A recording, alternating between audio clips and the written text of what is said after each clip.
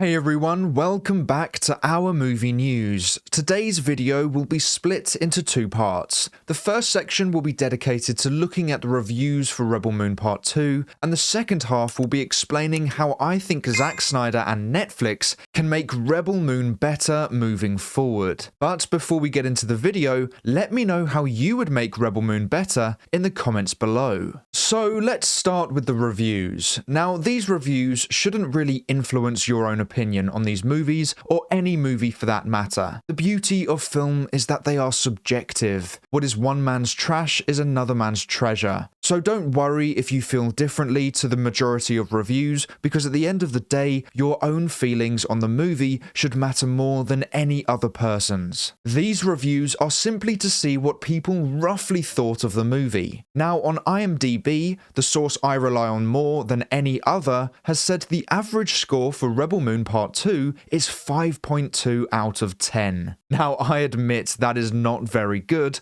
but let's take a look at the more accurate ratings given. And this can paint a better picture for us. From the 16,000 people that voted, most thought it was an average movie or better, with most agreeing it was round a 6 out of 10, which isn't bad, but it isn't amazing. And if we take a look at the Rotten Tomatoes scores, they don't look very good at first glance either, but once again, when you look more closely, the audience on average gave it a 3 out of 5, or a 6 out of 10. So both websites are pretty close in ratings. Now, once again, that isn't great, but it also definitely isn't terrible. I think the issue is that you have two inflated sides with Snyder's movies. You have the huge Snyder fans who will most likely love anything he does, and that is fine, but then you have the extreme Snyder haters who will literally do everything in their power to hate on Snyder's films. And those people either hate Snyder, or they hate his fans, or both. And so by looking at the IMDb site, I would argue that those who rated it 1 out of 10 are more than likely Snyder haters, and those who rated it 10 out of 10 are more than likely huge Snyder fans. So these numbers will naturally be skewed from both ends. And to be honest, I think both are valid and useful to Netflix,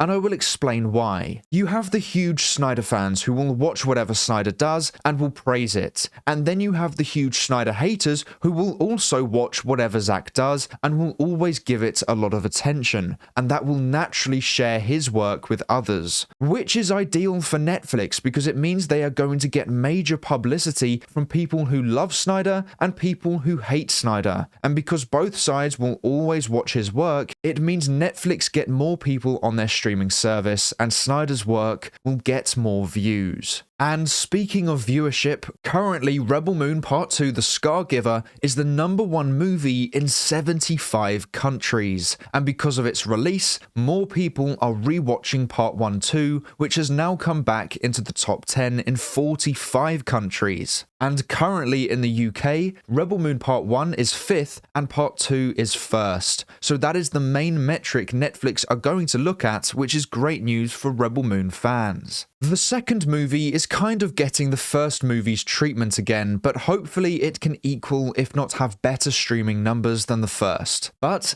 now we have talked about the reviews and numbers, let's talk about how I think they can make Rebel Moon Part 3 better. Now firstly, I would scrap the current idea of the PG-13 and director's cut, because the way they have done it I think is not as effective as another strategy that I would do. The issue I have is that many who didn't like Part 1 and Part 2 will be less inclined to watch the director's cuts of either, and with their extra long runtime, I don't know if they would want to dedicate 10 hours to movies they don't like, because you have the 4 hours they have already dedicated to the PG-13 cuts, and then the extra 6 hours of director's cuts. That's a lot of time for someone who didn't like the movie, although extreme Snyder haters will definitely be watching all 6 hours worth of it. Now, many are asking, why didn't they just release the director's cuts first, because they sound like the better movies? And I agree with that, especially for Part 1. And the reason why they didn't release the director's cuts first was because they have over-the-top sex and violence in them, and Netflix wanted a cut that was accessible to more people. So they made the PG-13 cuts, which are like an hour shorter than the director's cuts, and I have an issue with this. Because that extra hour that you miss out on won't just be over-the-top sex and violence. There are also a ton of extra details and scenes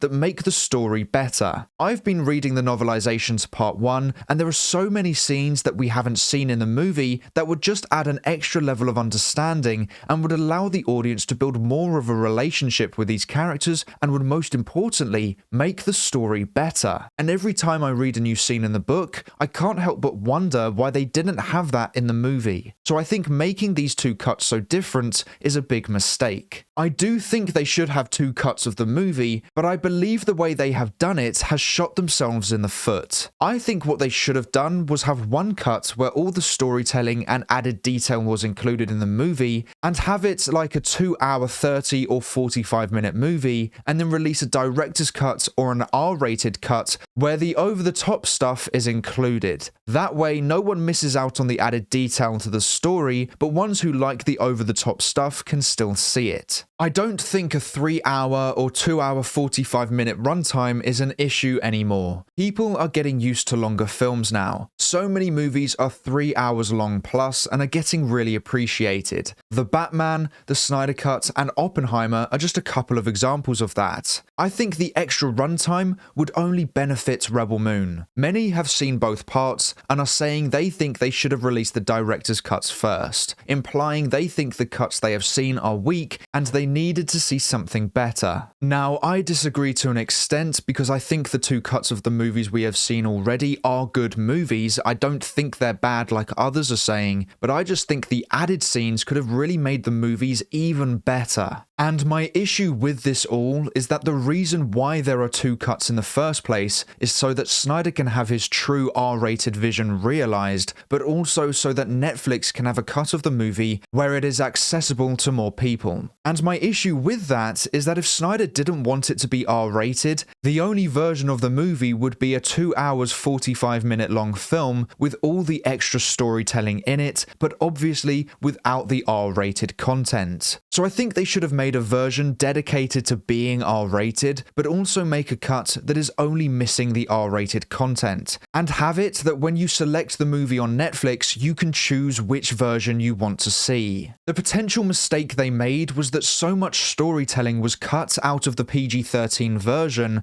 which means that to many, the movie isn't good enough. But as with all of Snyder's films, the director's cuts have been much better. Netflix wanted an accessible cut, so why didn't they just make the cut we have already seen be the same movie as the director's cut, but without the R-rated content? So for me, if they make part 3, I really hope they use my idea here, or just go with Snyder's director's cut as the only movie. So that's my first way of making Rebel Moon better. And my second way is by reuniting the team that made Snyder's best movies. We need Zack Snyder as director, Chris Terrio as screenwriter, and Larry Fong as cinematographer. Those three, I believe, will make Rebel Moon so much better. I really enjoyed part 2, but I do think there is room for improvement, especially in the script. I think Snyder did a decent job. However, I think when you have an Oscar-winning screenwriter like Terrio, who also helped write Batman v Superman and the Snyder Cut, you have to use him again. He's proven he works well with Snyder, and I think it will help a lot with the dialogue and pacing. And with the cinematographer, Larry Fong is one of the best in the business and has worked with Snyder a lot over the years, so he knows how to get the best out of Snyder's visuals and vice versa. So I think if they work together again for Rebel Moon, it would elevate the visuals to the next level. I also think Snyder works better in a team where he can solely focus on directing instead of being the director, writer, and cinematographer. I honestly think that when there are people who are better at writing and cinematography than him, who he has worked with many times before, he should really utilize that because it will only make the final product better. I remember when we were getting the small promo clips for the Snyder Cut before its release and hearing the dialogue used, and it just sounded so good and intellectual. We were blown away by the dialogue and were able to break down simple conversations because they were so deep. And I'm not saying Rebel Moon is stupid in comparison, I'm just saying Terrio's script was on another level and it just added to the viewing experience.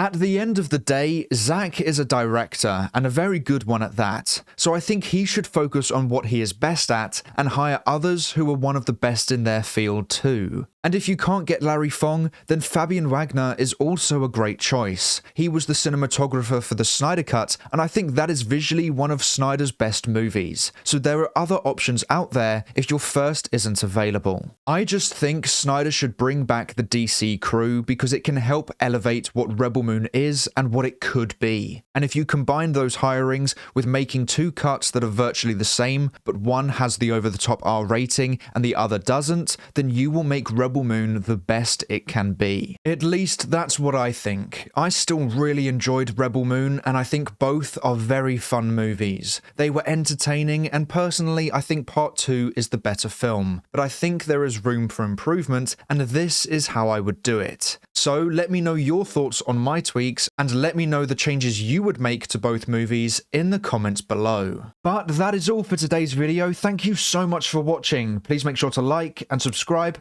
and turn on post notifications so you never miss a video. I hope to see you here again soon, so until then, have a great day. Bye!